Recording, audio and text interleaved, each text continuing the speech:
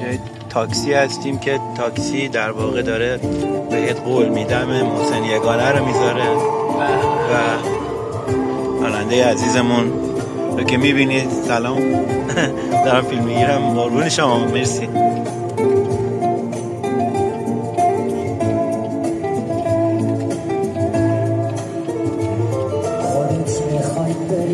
خاطرش اما دلت میسوزه تصور